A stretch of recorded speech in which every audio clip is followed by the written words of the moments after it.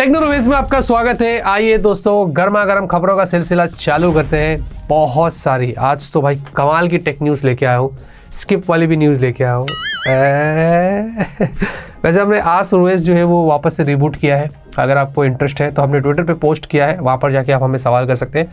और ट्विटर पे फॉलो नहीं किया तो कर लो भाई, 5 लाख से ज़्यादा हमारे फॉलोवर्स हैं जो आप लोगों ने इतना प्यार करके हमें सपोर्ट किया है। और हर महीने की एंड में एक एपिसोड में सोच रहा हूँ आपको दे दूंगा, पूरी कोशिश है।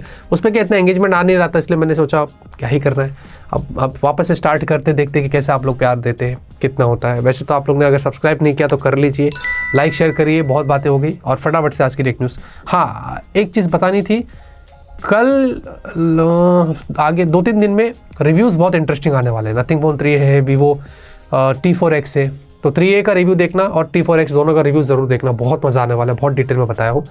फटाफट से आज की टेक न्यूज़ शुरू करते हैं। पहले खबर की शुरुआत करते हैं रियलमी से। रियलमी नार्जो 80 प्रो एकदम ताज़ा खबर लेके आया हूँ। ये स्मार्टफोन इंडिया के अंदर बताया जा रहा है अगले महीने लॉन्च होने वाला है। इसका फोटो बाहर आ गया है, टीजर आ गया है। इसमें देखेंगे फ़ोन पूरा लिस्ट हो चुका है, रियलमी नार्जो 80 प्रो नीचे अगर आप देखेंगे। और डायमेंसिटी 7400। अब ये जो चिपसेट है थोड़ा सा क्लियर कर देता हूँ, डायमेंसिटी 7300 जैसी ही है, मतलब ओवरऑल चिपसेट सेम है। बस CPU में बताया जा रहा है कि 5 to 10% आपको बूस्ट मिलेगा, इसीलिए इसके जो एंड्रॉइड स्कोर है वो 7,70,000 80,000 के आसपास आते हैं। जो कि डायमेंसिटी 7300 है वो क्लोज टू 7 लाख आता है, तो ये एक डिफरेंस आपको देखने को मिलेगा। अब ये अराउंड 20,000 की रेंज का फ़ोन होने वाला है, अगले महीने लॉन्च हो रहा है। शायद मैंने अपने अपकमिंग में नहीं बताया था इसके बारे में, क्योंकि तब तक कोई खबर आई नहीं थी, लेकिन ये एकदम लेटेस्ट न्यूज़ है, सोचा आपको बता देते हैं।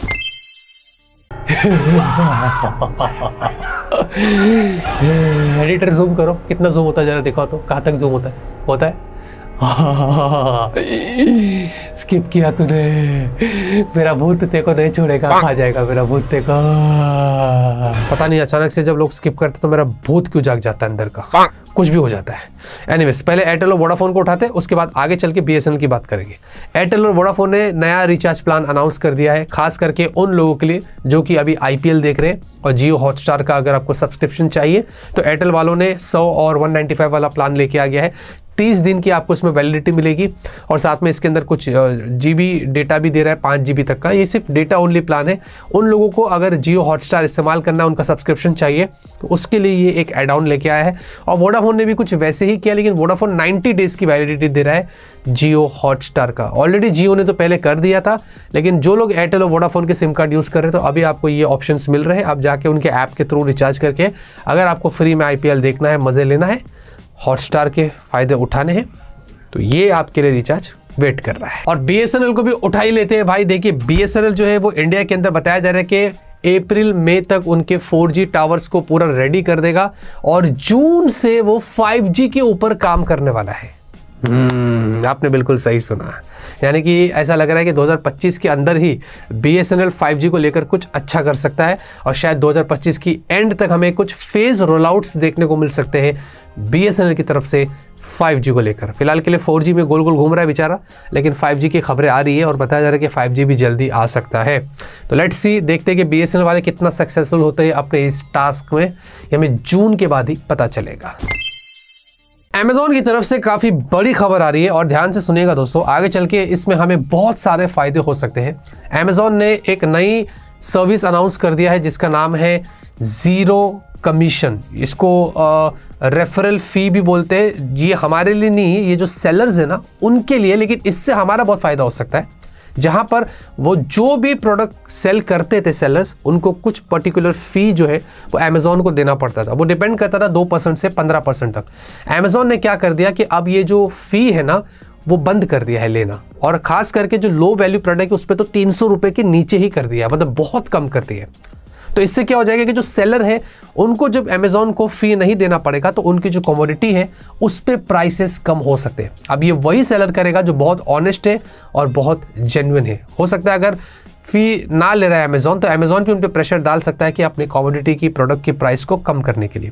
Amazon ने यहाँ पर 1.2 करोड़ प्रोडक्ट्स के ऊपर से यहाँ पर जो है वो अपने कमीशन को हटा दिया है, और साथ ही साथ इसके अंदर 135 से ज़्यादा कैटेगरीज है जिसमें fashion, jewellery, grocery, home, furnishing, kitchen, beauty, tech तो सुनाई नहीं दे रहा इसमें, लेकिन एनीवेज ये सारी चीज़ें भी यहाँ पर हो रही है।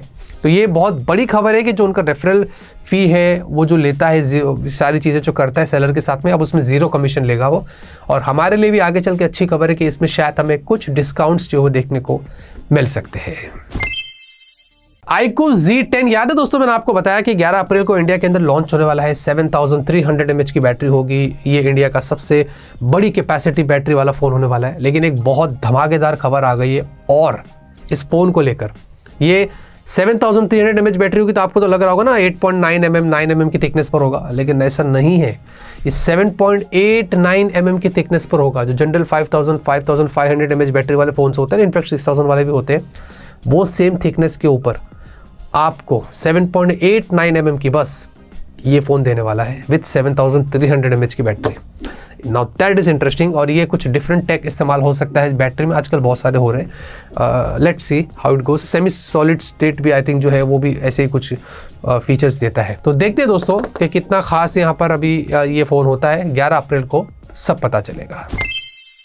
Oppo भाई देखिए अपने फैमिली को और एक्सपांड कर रहा है। Find X8 सीरीज में Find X8 Ultra, X8s और X8 प्लस, यस आपने बिल्कुल सही सुना, उनका Oppo Pad 4 Pro और साथ में Oppo का Watch X2 Mini, ये सब कुछ चाइना के अंदर 10 अप्रैल को लॉन्च हो रहा है। मतलब बहुत सारे चीज़ें वो अपने पोर्टफोलियो में ऐड कर रहा है, जो कि बहुत बड़ी बात है। मतलब इतने सारे प्रोडक्ट्स लॉन्च कर रहा है। और Find X में तो उन्होंने तो X8 Ultra, X8s, X8 plus पता नहीं क्या क्या कर रहे हैं। और इसमें से कितनी चीज़ें हमें इंडिया में देखने को मिलेगी इसके बारे में अभी कुछ पता नहीं है, लेकिन मोस्ट प्रॉब्ली रूमर्स ये है कि X8 Ultra हमें शायद मिल सकता है। लेट्स सी 10 अप्रैल का है। अगर आप चाहिए इसमें से कुछ मैं अनबॉक्सिंग करूँ सीधे पार्सल करके, तो कमेंट में ज़रूर बताना। iOS 19 में ऐसा बताया जा रहा है कि इस बार जो AI फीचर होने वाला है वो बहुत कमाल का होने वाला है। अभी भी मुझे लगता है कि गैलेक्सी AI नंबर 1 पर है अगर AI फीचर्स की बात करते हैं। और एप्पल इंटेलिजेंस बेचारा मार खा गया है, इतना ऊपर तक पहुंच नहीं पा रहा है। बहुत सारे इश्यूज़ है, बहुत सारे बग्स है, और काम ही नहीं कर पाता है। इतनी बड़ी कंपनी इतनी बातें करते हैं, इतना एप्पल करते हैं। एप्पल इंटेलिजेंस देखो कचरा है, मुझे ऐसा लगता है। बाकी मुझे नहीं पता एप्पल वाले इसका कितना इस्तेमाल कर रहे हैं, सबका अपनी अपनी चॉइस है। एनीवेज, तो यहाँ पर iOS 19 में डिज़ाइन ओवरऑल होगा। उसके अलावा आपको सीरी को थोड़ा इंप्रूव करेंगे, लाइव ट्रांसलेशन वाले फीचर्स और RCS मैसेजिंग को एनहांस करने वाले हैं। डिजिटल मार्केटिंग एक्ट कंप्लाइशन से ऐसे बहुत सारे फीचर्स वो घुसाने वाले हैं iOS 19 में, इंक्लूडिंग न्यू AI फीचर्स। तो let's see how it goes. iOS 19 कितना पावरफुल होता है और कितना अच्छा होता है ये हमें जून के अंदर ही पता चलेगा। Pixel 10 सीरीज को लेकर यहाँ पर काफ़ी इंटरेस्टिंग खबर आ रही है और बताया जा रहा है कि इस बार जो टेंसर G5 चिपसेट होगी जो हमें Pixel 10 सीरीज में मिलेगी, इसमें TSMC नोड होगा। ये बहुत बड़ी बात है। इससे डेफिनेटली हमें जो थर्मल्स होंगे वो बेटर देखने को मिल सकते हैं, एफिशिएंसी आपको बेटर देखने को मिल सकती है। और साथ ही साथ बताया जा रहा है कि जो GPU होगा वो आम माली वाला नहीं होगा। इस बार आपको मिलेगा इमेजिनेशन टेक्नोलॉजीज GPU। यस आपने बिल्कुल सही सुना, एक अलग तरीके का आपको इसमें GPU देखने को मिलेगा। अब ये किस तरीके से काम करेगा, कैसे होगा, इसमें ग्राफिक्स कैसे होगी, कितना अच्छा थर्मल्स होगी, तो वक्त ही बताएगा। लेकिन ये वाला वो लोग इस्तेमाल करेंगे और ISP भी कस्टम होगी। मतलब बहुत सारे नए चीज़ें टेंसर G5 के अंदर यहाँ पर होने वाले हैं, जो कि मुझे लग रहा है कि बहुत इंटरेस्टिंग होने वाला है। क्योंकि इनके टेंसर सीरीज़ और एक्जिनो सीरीज़ में हमें पता है कि क्या प्रॉब्लम्स होती है, लोग इतना ट्रस्ट नहीं कर पाते। लेकिन शायद टेंसर G5 से गेम चेंज हो सकता है, जो हमें आगे चल के Pixel 10 सीरीज़ में देखने को मिलने वाले हैं। तो एप्पल A20 चिप को लेकर यहाँ पर काफ़ी बड़ी खबर आ रही है। अकॉर्डिंग टू ब्लूमबर्ग ऐसा बताया जा रहा है कि इसमें 2nm प्रोसेस हमें देखने को मिलने वाला है। ऐसे कुछ इंटरनल सोर्स से उनको पता चला है। देखिए इस साल जो हमें चिप मिलेगी वो एप्पल की A19 सीरीज़ वाली चिप मिलेगी, A19 Pro वगैरह। उसके अगले साल जो चिपसेट आएगी वो A20 सीरीज़ होगी, उसके अंदर हमें 2nm मिलेगा। तो यानी कि इस साल भी 3nm हो सकता है, अगले साल से शायद 2nm हमें चिपसेट देखने को मिलेगी, जो कि बहुत ज़्यादा पावरफुल और काफ़ी ज़्यादा बैटरी एफिशिएंट हो सकता है, ऐसा बताया जा रहा है। सबसे पहले वो एप्पल ही करेगा उनकी A20 सीरीज़ चिपसेट में, ऐसा यहाँ पर बताया जा रहा है। मेड इन इंडिया स्मार्टफोन को लेकर भाई बहुत बड़ी खबर आ रही है। यहाँ पर अगर आप ये लिस्ट देखते हैं, अकॉर्डिंग टू काउंटर पॉइंट रिसर्च की रिपोर्ट है ये, जिसमें अगर आप देखेंगे कि सैमसंग लीड करता है 20% से। सबसे ज़्यादा फ़ोन्स इंडिया के अंदर सैमसंग बना रहा है, उसके बाद वीवो है, फिर फॉक्सकॉन है, ओप्पो है और बहुत सारी आपको ब्रांड्स यहाँ पर दिखाई दे रही है।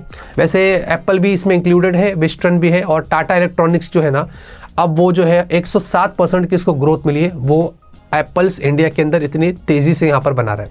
और ये ओवरऑल अगर हम पिछले साल से कंपेयर करते हैं 2024 से, तो 2025 के अंदर यहाँ पर दोस्तों 6% की ग्रोथ मिली है अगर हम लोग मेड इन इंडिया स्मार्टफोन की बात करते हैं। और सैमसंग को यहाँ पर मैं अप्रिशिएट करता हूँ कि उन्होंने इतने सारे फ़ोन्स इंडिया में ही बनाना शुरू कर दिया कि वो इस चार्ट में टॉप कर रही है। बाकी देखते हैं कि दूसरी ब्रांड्स को भी ये स्टार्ट करना चाहिए। इसमें हमें मोटोरोला, हमें रियलमी, वैसे तो ओप्पो के अंदर वही हो जाता है रियलमी, शाओमी यहाँ पर नहीं दिखाई दे रहा है। कितनी सारी ऐसी ब्रांड्स है जो नहीं दिखाई दे रही, वो होना चाहिए था।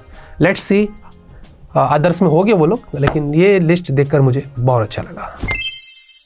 वन प्लस की तरफ से इंडिया के अंदर बहुत बड़ी खबर आ रही है। आगे चल के वन प्लस बताया जा रहा है कि 2026 तक 50% से ज़्यादा उनके और सर्विस सेंटर्स होने वाले हैं, और साथ ही साथ ऑनलाइन असिस्टेंट्स वो लोग और वाइडली अवेलेबल करेंगे। व्हाट्सएप हॉटलाइन और साथ में उनका कुछ चैट वगैरह सिस्टम दिया गया है।